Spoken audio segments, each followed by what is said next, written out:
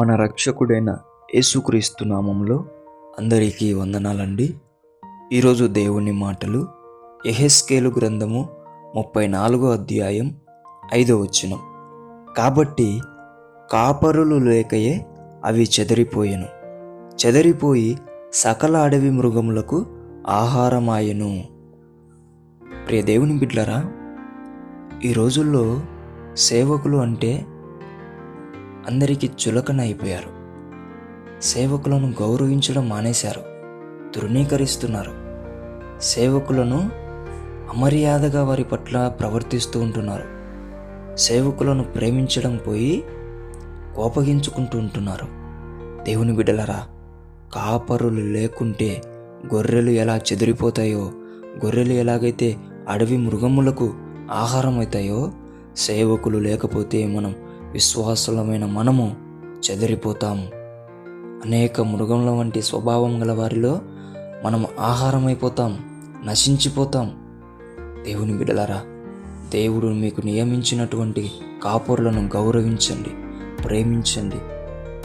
వారి పట్ల దేవుని ప్రేమను చూపించండి. దేవుని బిడ్డలారా, ఎప్పటికీ నీ కాపరిని నీవు తృణీకరించవద్దు. ఎప్పటికీ నీ కాపరి నీవు ఏళన చేసి మాట్లాడకూడదు, అగౌరవంగా చూడకూడదు. దేవుని బిడ్డలారా, వారిని కోసం ప్రార్థించేది, వారిని కోసం ఉపవాసములుండేది, వారే నిన్ను ఎన్నటికీ కూడా విడవకోకుండా దేవుని చెంతకు తీసుకొచ్చేది. దేవుని బిడ్డలారా, జాగ్రత్తగా ఉండండి. కాపరిని ద్వేషిస్తున్నారేమో, కోపగిస్తున్నారేమో, అమర్యాదగా ప్రవర్తిస్తున్నాము.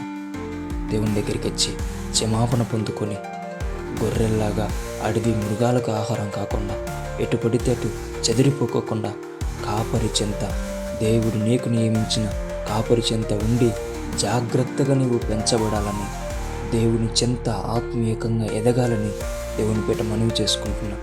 దేవుడి మాటలను దీవించునుగాక. ప్రార్థిద్దాం. యేసయ్యానికి వందనములు, స్తుతులు, స్తోత్రాలైనా నీవు నియమించిన కాపురులను మేము అగౌరవంగా చూస్తున్నామేమో, అమర్యాదగా వారి పట్ల ప్రవర్తిస్తున్నామేమో, మమ్మల్ని క్షమించండి నాయన. తండ్రి, మాతో మాట్లాడిన దేవానికి వందనాలయ్యా. తండ్రి, నీవు నియమించిన కాపురులను గౌరవించే బిడలుగా, ప్రేమించే బిడలుగా, మర్యాద విషయంలో నా తండ్రి చక్కటి ప్రవర్తన కలిగిన విషయంలోగా మమ్మల్ని జ్ఞానవంతులుగా నీవే నాన్న తండ్రి సహాయము నేర్పించి మమ్మల్ని నడిపించమని యేసు నామములో ప్రార్థిస్తున్నాం తండ్రి. ఆమేన్.